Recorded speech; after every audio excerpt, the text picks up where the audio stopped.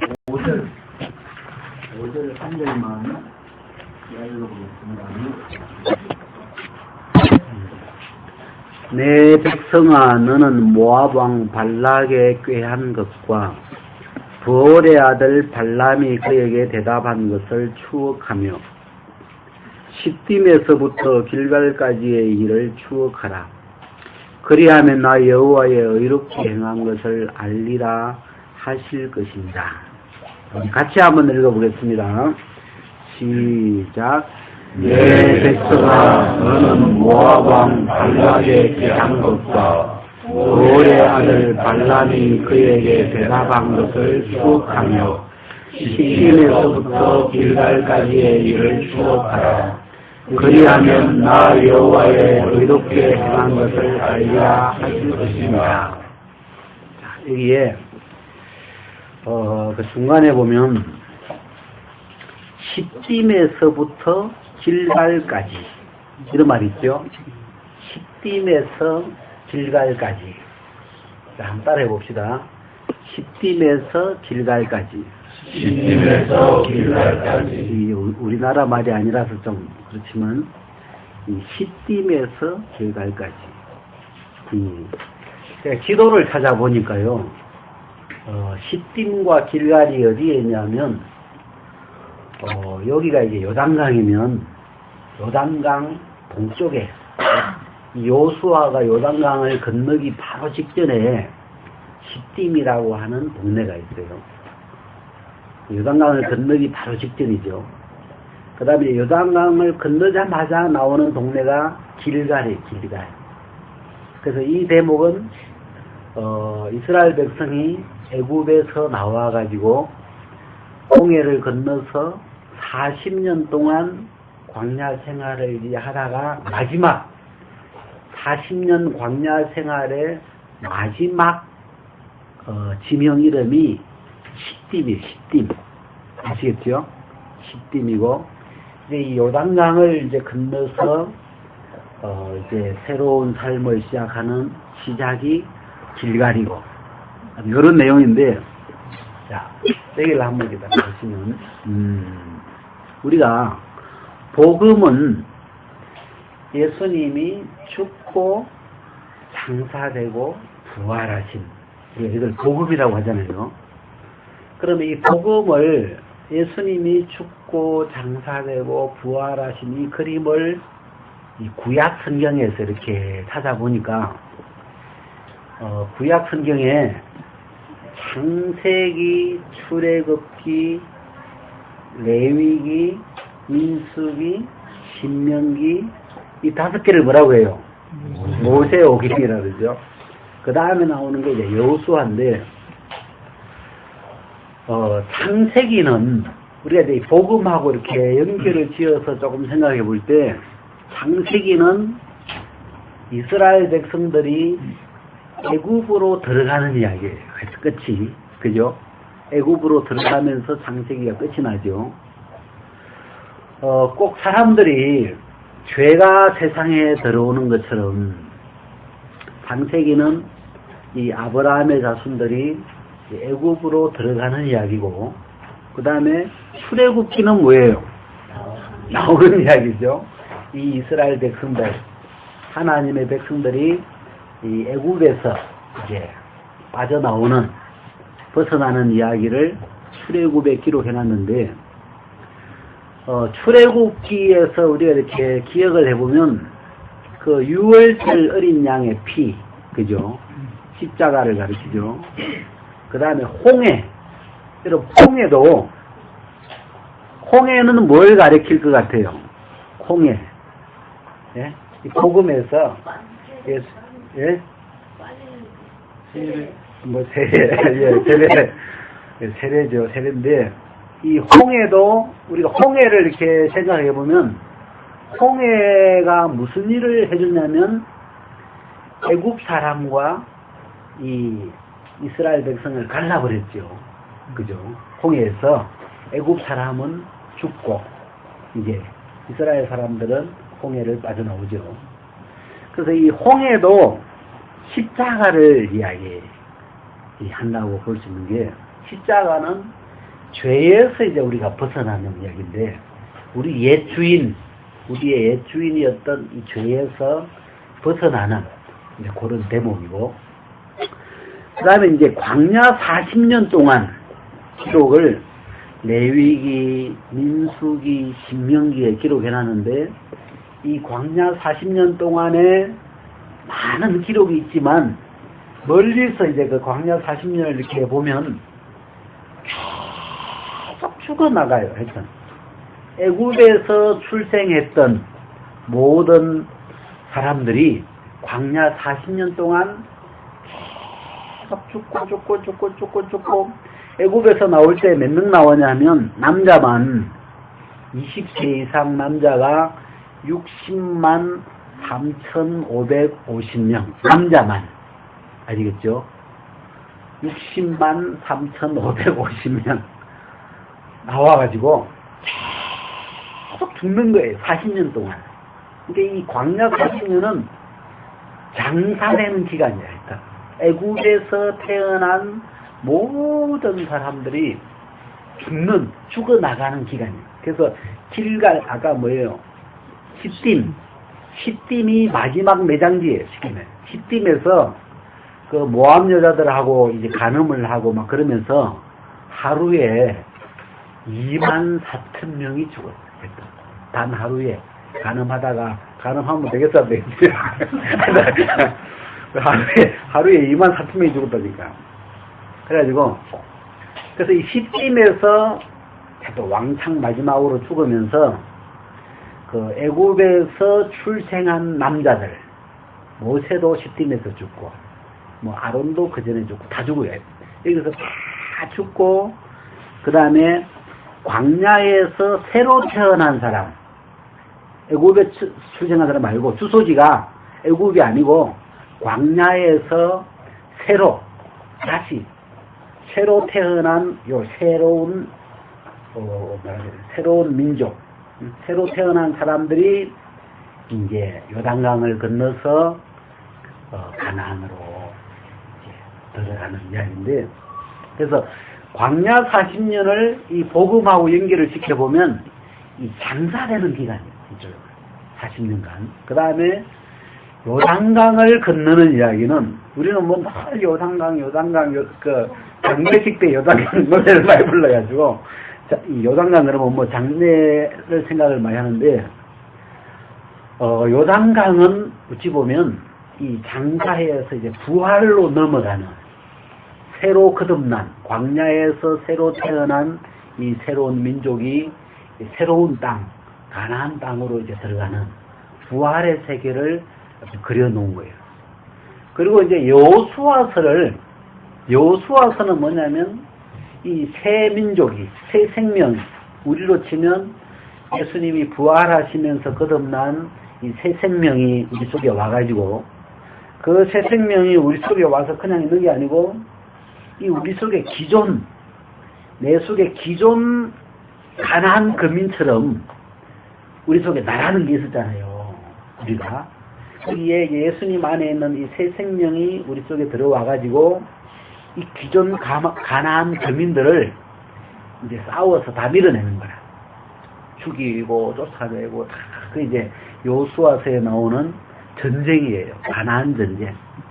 그래서 거듭나는 순간부터 전쟁이 시작된 거예요. 전쟁은 거듭난 이 새 생명을 받아들이는 순간부터 뭐하고 전쟁입니까?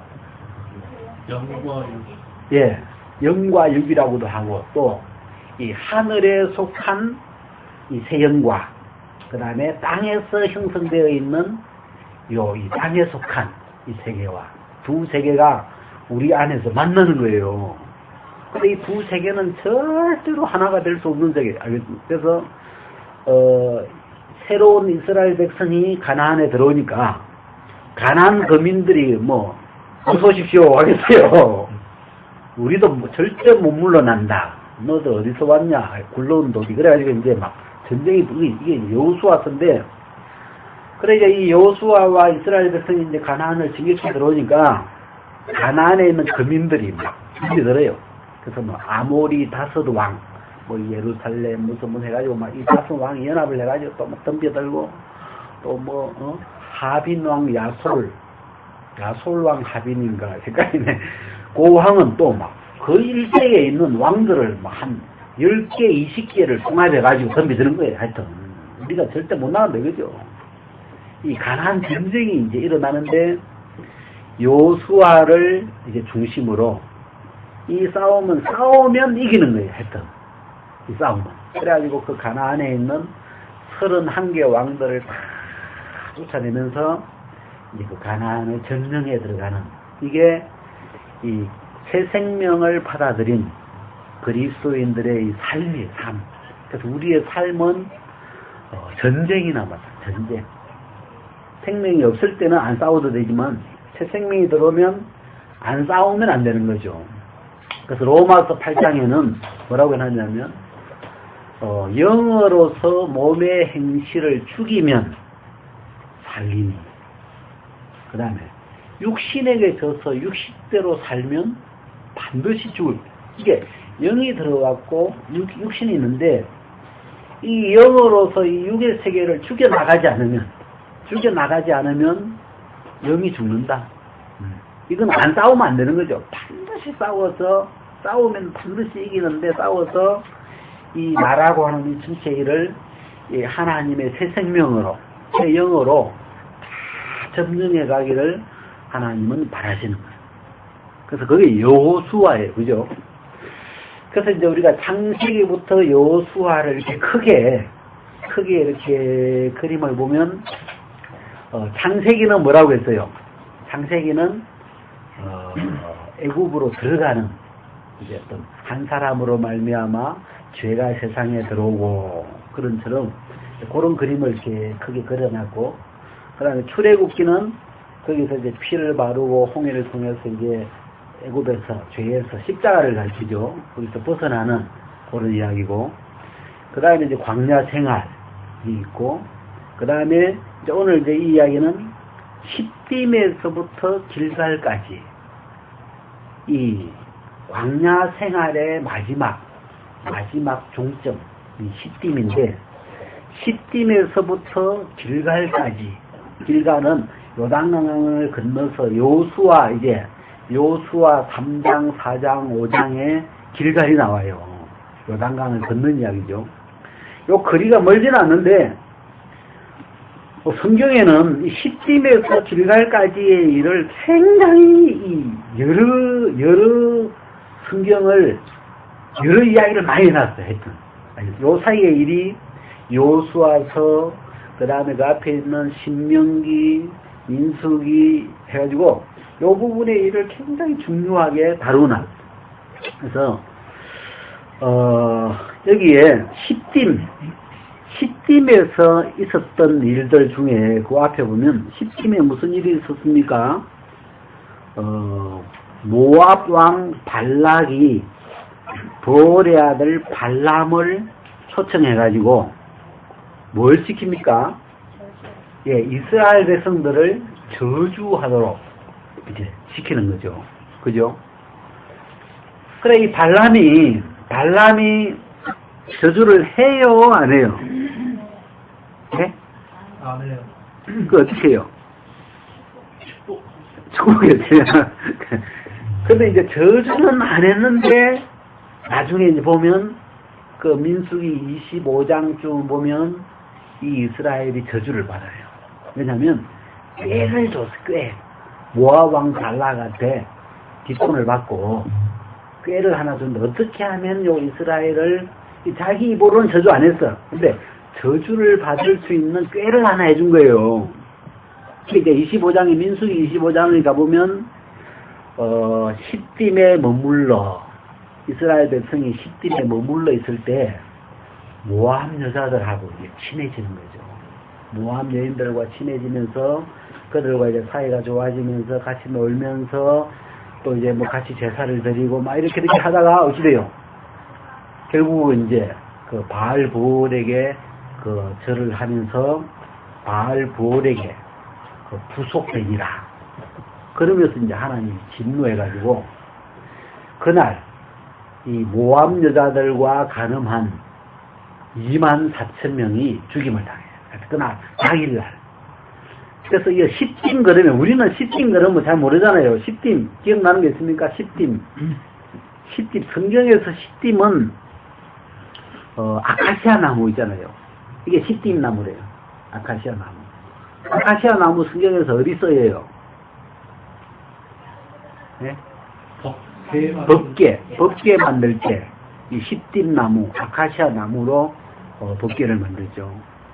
이 십딤이라는 이 도시는, 이 지명은 이스라엘 사람들의 기억에는 슬프겠어요, 기쁘겠어요? 슬프죠.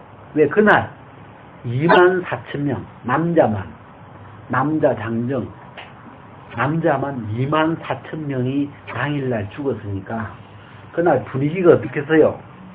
예? 완전 장산날이죠. 예? 24,000명이 24,000명 집에 가장이 다 죽은 거예요. 그러니까 막 과부가 24,000명 탄생했고, 또 뭐 부모 없는 자식이 24,000명, 포로 자식이 24,000명이 탄생하는 거죠.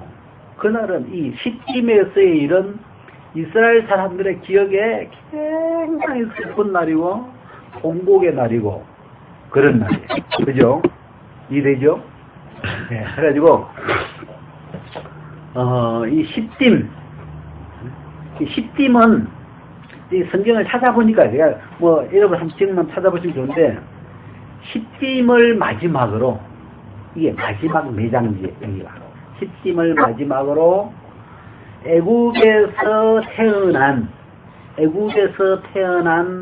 모든 사람이 이 십딤을 마지막으로 다 죽는 거예요. 장사가 끝이 나는 거예요.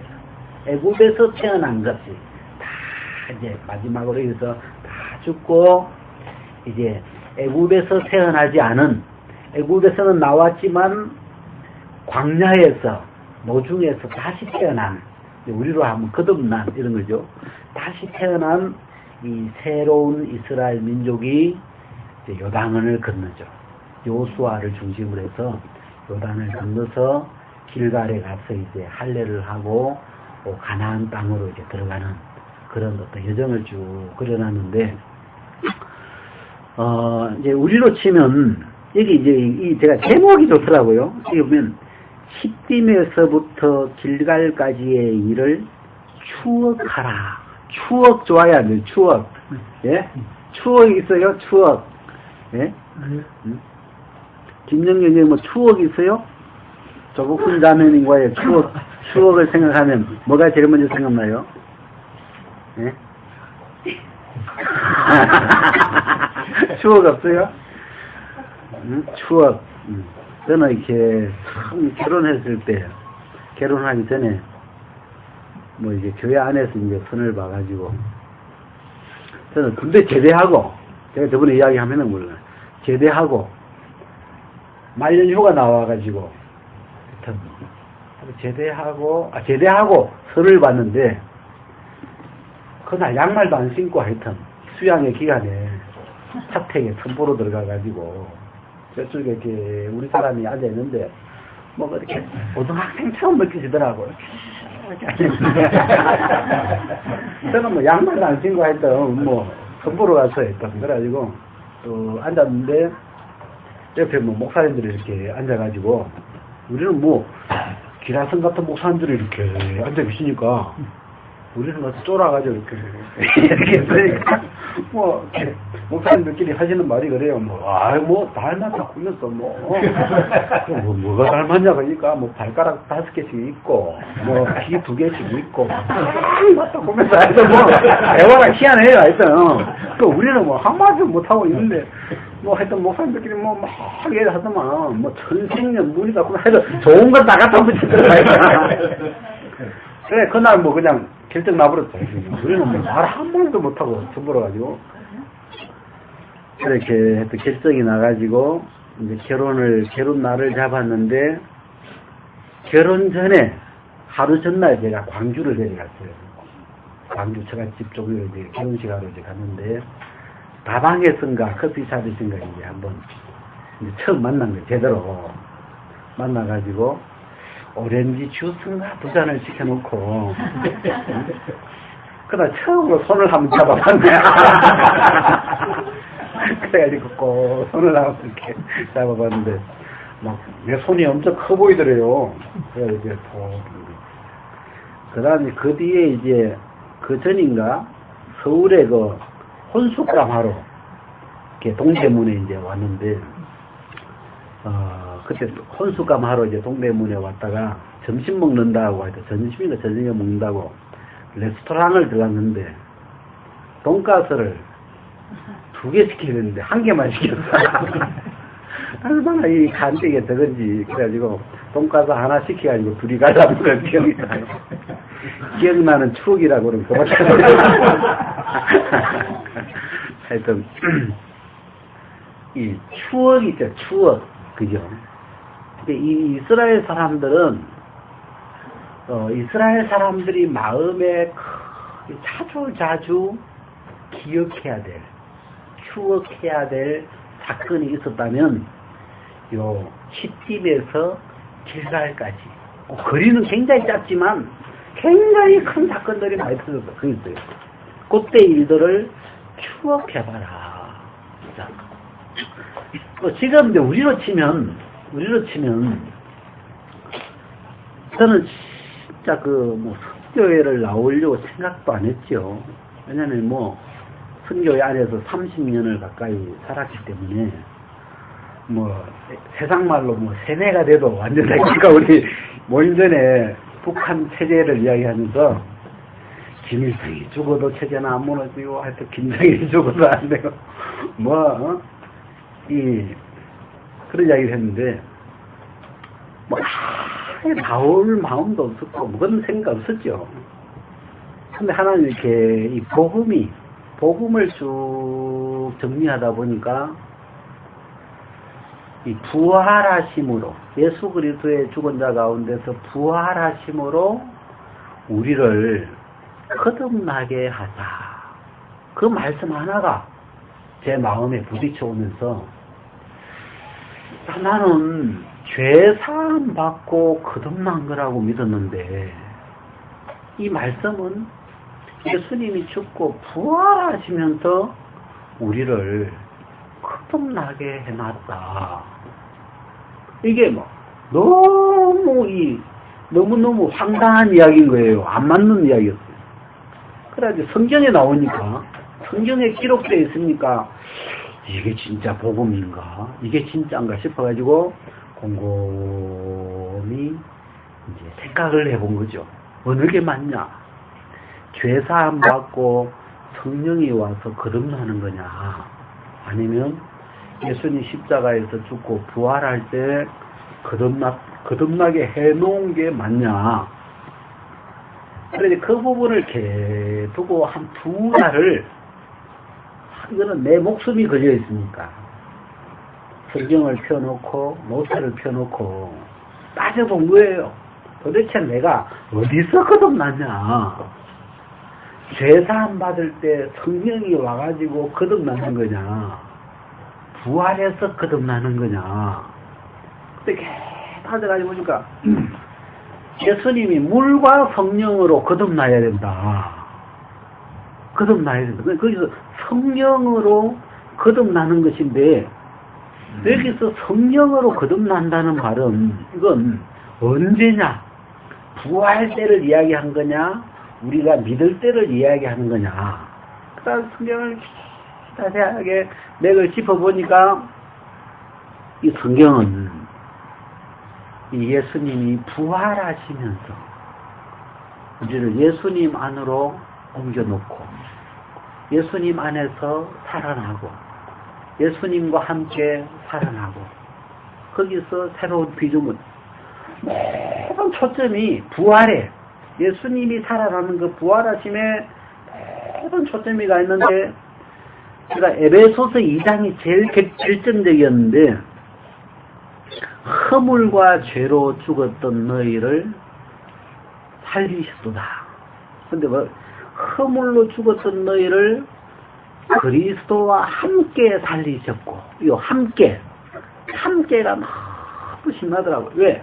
그리스도를 살릴 때, 하나님이 예수님을 살리실 때 나도 함께 살려주셨구나. 예수님은 다시 살아난 것, 부활이라고 하고, 우리는 예수님 안에서 다시 태어났기 때문에 거듭이라는 표현을 썼는데, 예수님과 함께 살아난 건 똑같은 거죠. 살아난 건 맞는데 우리는 다시 살아난 것이기 때문에 거듭이라는 말을 썼는데, 야, 그러면 예수님이 십자가에서 모든 사람의 죄를 다 씻어가지고 모든 사람을 십자가의 죄에서 건져냈고, 부활하시면서 우리를 예수님 안으로 옮겨가지고 예수님 안에서 거듭나게 해놨구나. 요게 이제 마음에 이렇게 정확해지니까, 이게 너무 엄청난 건 거예요, 이게. 야, 그럼 죄를, 모든 사람의 죄가 영원히 사해져 있다. 다 믿는데, 거듭난 것도 이루어져 있는 거냐, 이게. 이게 또 거듭난 것까지 은혜로 이루어져 있다는 거냐. 그게 너무 하여튼 저는 엄청나고. 그러니까 한 사람, 이게 이제 시딤에서부터 길갈까지. 이게 어떤 사망에서, 장사에서부터 부활까지. 우리 어떤 그 믿음의 여정이, 우리가 죄는 사함받았지만, 죄는 없지만, 우리의 영의 어떤 모양이 여전히 죽은 자, 여전히 그 사막에 장사 지내고 있는 그런 모양이었는데, 이 사망에서, 이 장사에서 이제는 부활의 세계까지 옮기워지는 그런 어떤 과정을 이렇게 성경은 쭉 해봐라. 그 과정을. 제가 여기 이제 발람이 나오잖아요. 시딤에 있었던 주요 사건이 발람 사건인데, 아까도 여기 발람은 나중에 이제 여호수아서에 보면 이 발람을 죽여요.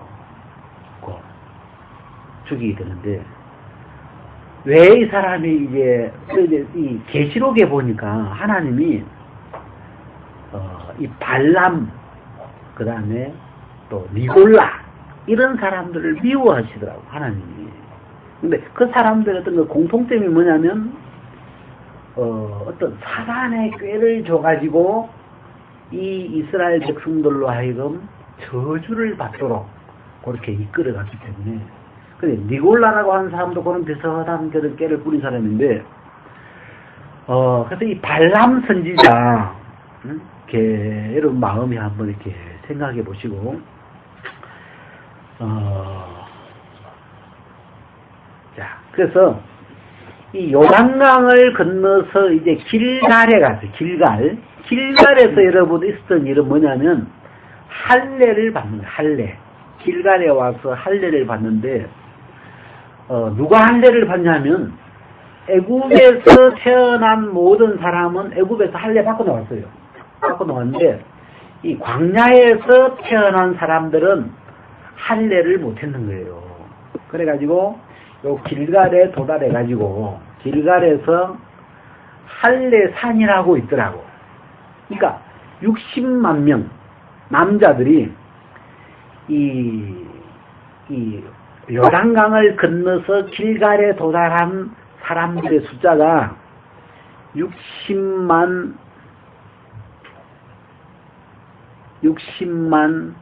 천, 내가 못 외우겠네.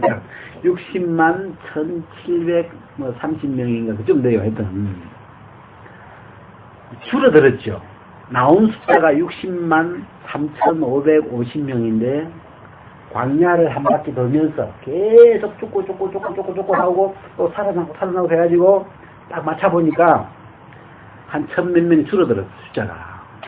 그래서 그 숫자가 이제 이 길갈로 들어갔는데, 길갈에서 이제 그 60만 명을 할례를 했으니까, 예?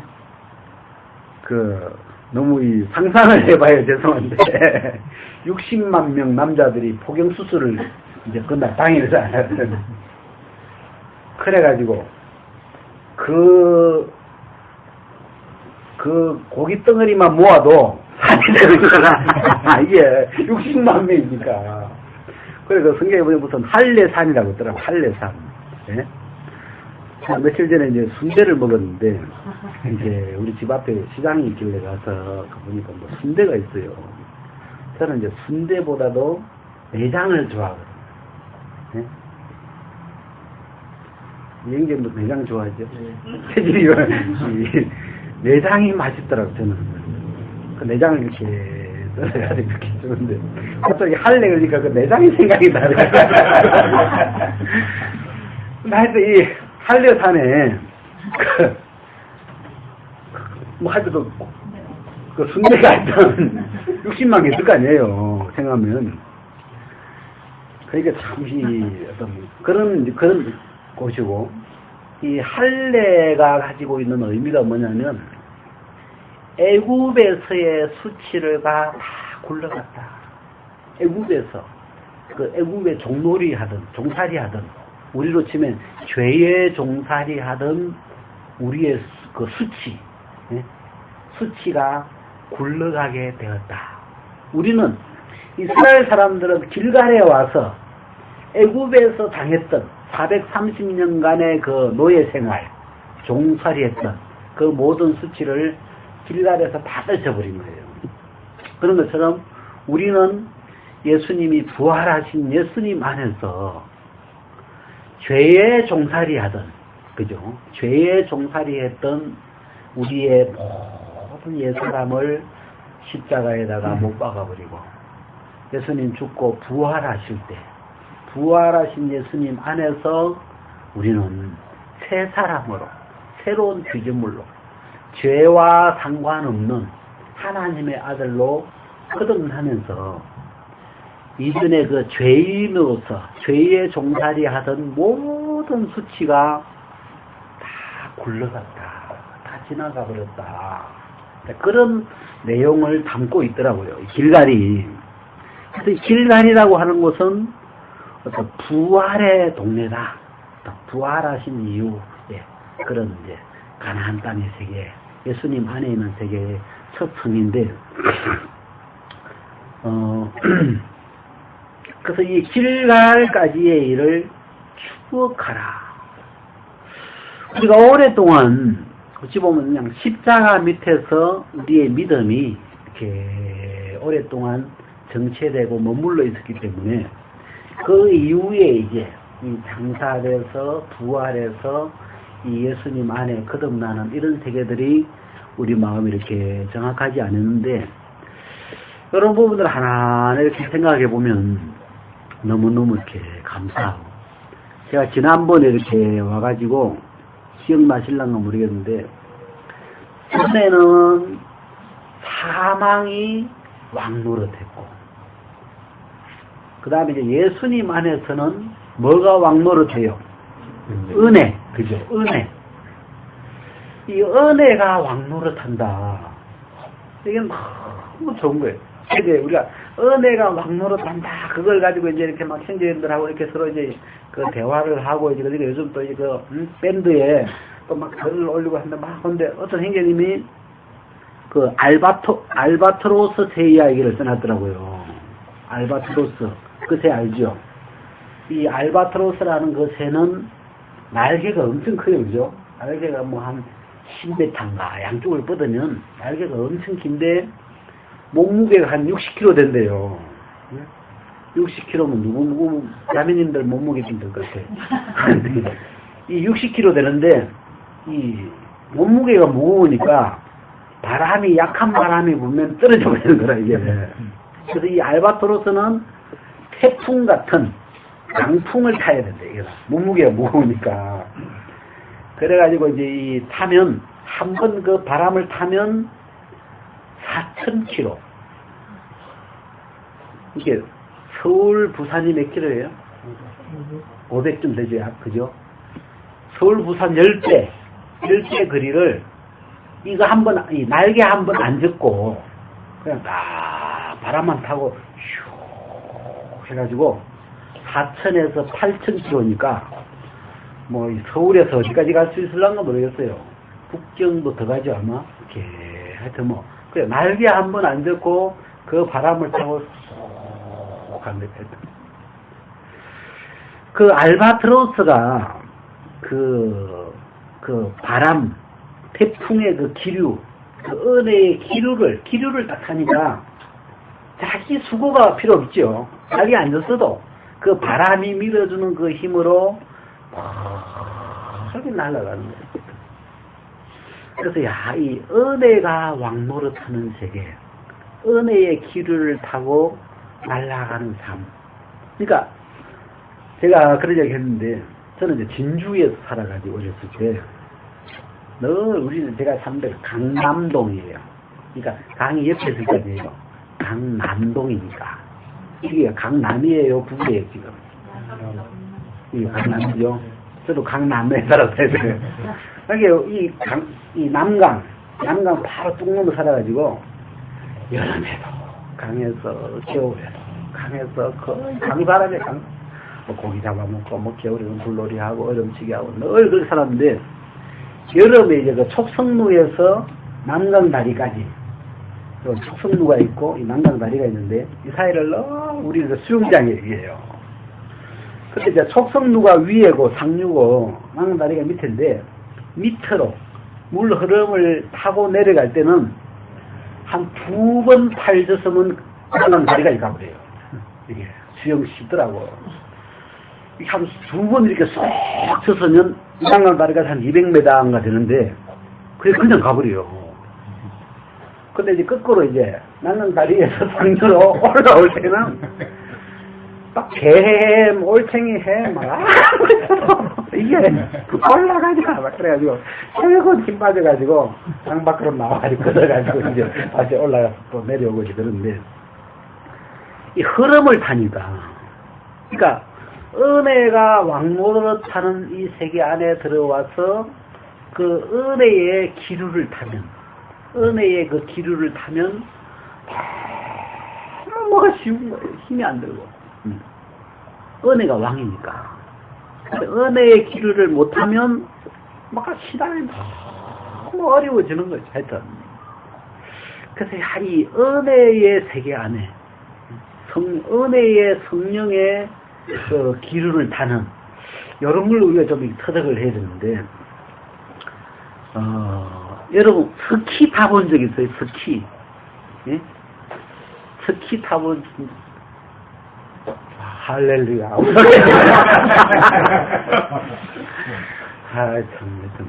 저는 이제 옛날에 순복음교회를 다녔어요. 순복음교회 다닐 때 우리 성가대 지휘하는 선생님이 스키 타러 한번 가자 해가지고 춘천을 한번 그때 내 인생 처음으로 한번 가봤어요. 가는데 언제 다시 오겠냐 내 인생에 아무리 봐도 2번 다시 올 기회는 없을 것 같아. 그래가지고 처음 가면 이제 그 밑에서 이렇게 발걸음하고 이제 여러 가지 정상까지 못 가거든. 근데 다시 올 기회가 없다 싶어가지고 밑에서 몇 번 걸음마다가 에라 가자 해가지고 이제 이렇게 돌려내고 이제 가는데 정상까지 어떻게 가냐면 뭐 타고 가요? 리프트 타본 적 있어요? 네? 타봤어요? 근데 손놈이 돼가지고 리프트를 타야 되는데 이거 리프트는 그냥 내 몸을 리프트에 그냥 이렇게 실어야 돼 살짝. 근데 이걸 잡아 당기고 뭐 힘을 주니까 리프트가 이게 내 몸이 안 실어지는 거예요. 이게 한번 땡기다가 마다 하다가 막 어떻게 막 붙잡고 산꼭대기 이렇게 올라갔어요. 하여튼 그래서 산꼭대기 올라가지고 내가 언제 다시 오랴 스키 딱 뭐 스키복도 없고 그래가지고 스키 딱 타고 그냥 간다 본래는 내려갈 때 이렇게 가야 되잖아요. 이렇게 그래서 속도 줄여가면서 이렇게 가야 되는데 바로 직진으로 그냥 이야 가서 뭐 안돼 뭐 얼마나 빨리 가는지 스키가 하여튼 그리고 가다가 이제 막 중심이 흐트러지니까 꽉 자빠지는 거예요. 자빠져가지고 해서 내려오면서 숨을 자빠지는데, 산꼭대기에서 밑에까지 내려오는데, 그리고 오늘 저 밑에까지 내려가겠다. 가다 자빠지고, 가다 자빠지고. 그날 뭐 자빠지니까 또 이게 막 눈에 비더라고요, 살이. 눈에 비고, 뭐, 하여튼 완전 진짜 죽을 뻔했네. 그래, 그날 리프트가 나를 태우고 가는데, 힘을 주니까 안 되다, 이게요. 힘을 주니까. 아프리카 흑인들은 달리기를 잘한대요. 그 아프리카 흑인들이 달리기를 잘하는 그 힘이 어디서 나오냐면 엉덩이에서 나온다네요. 엉덩이 이렇게 쫄록히 나와 있잖아요. 여기 뭐 파워 존이래요, 이게. 여기서 그 터보 엔진이 나온다 이거요. 그 다른 사람 백인들 이 근육하고 근육질이 다르대요. 근육질이 굉장히 촘촘해가지고 그래서 막 이렇게 막 달리는 그 힘이 나오네요. 그 달리기를 이런 쪽은 아프리카를 못 당한 이게 흑인들은. 근데 흑인들이 못하는 게 하나 있는데 수영을 못한대요. 흑인들은. 그 왜 안 되냐고 그러니까 이 흑인들은 들어가면 가라앉아 버린대요. 이 근육질이 너무 촘촘해가지고 무거워가지고 가라앉아 버린대요. 하여튼 이 은혜의 기류를 이렇게 탄다. 이 은혜의 성령에 이렇게 밀어주는 어떤 그 힘을 이렇게 받으면 신앙이 너무 쉬운데, 그래서 이 부활의 세계로 들어가니까 너무 좋은 게 하나님이 우리를 거듭나게 해놨는데 어떻게 거듭나게 해놨냐면 영으로, 새 영으로 우리를 거듭나게 해놨다. 그래서 이 새 영은 성령으로 말미암아 난 영이더라. 성령으로부터 난 영이고, 그 다음에 이 복음을 믿을 때 이 새 영 안에 성령이 친히 들어오셔가지고, 친히 내 속에 들어오셔서 내주하시면서 우리를 인도하시기 때문에, 이 성령과 같은 영이고 성령의 이끌림을 받을 수 있도록 그렇게 되어져 있더라고요. 그래서 최근에 여호수아서를 이렇게 하여튼 한번 정리를 쭉 해보면서, 여호수아서는 새 생명을 받아들인 이후에, 새 영을 받아들인 이후에 이 이스라엘 백성들이 가나안 땅에 들어간 이후에 그 일들을 기록해놨는데, 이 길갈 이후 일들이죠. 기록해놨는데, 이건 전쟁이구나. 이거는 이제 새 영이구나, 거듭났구나 하고 끝나는 게 아니고 시작이 진짜 시작이에요. 새 생명이 들어오면 그날부터 하늘에 속한 영과 이 땅에 속해 있던 이 세계가 우리 마음 안에서 만나요. 싸우게 돼요, 결국. 그래서 여기는 신앙은 구원받으면서부터 전쟁이 시작됩니다. 그래서 이 전쟁을 안 하면 영은 점점점 힘을 잃어버려 가는 거죠. 근데 이 싸움은 반드시 싸워가면 이는 성령이 함께, 여호수아가 함께 하는 것처럼 성령이 함께 계시기 때문에 반드시 이 세계를 이겨서 점령해 갈 수 있도록 이렇게 해놓은 거더라고요. 그래서 오늘 이렇게 제가 이 말씀을 이렇게 한 이유는 시딤에서부터 길갈까지의 일을 추억하라.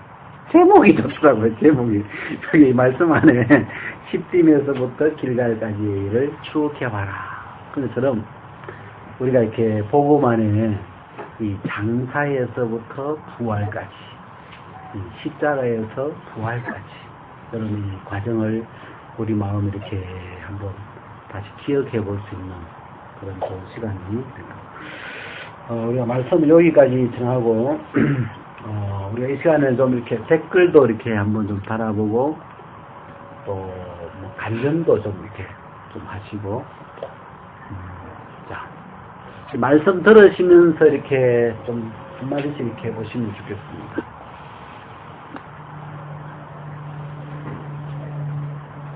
네? 이거 써야 된다고요? 가져가요.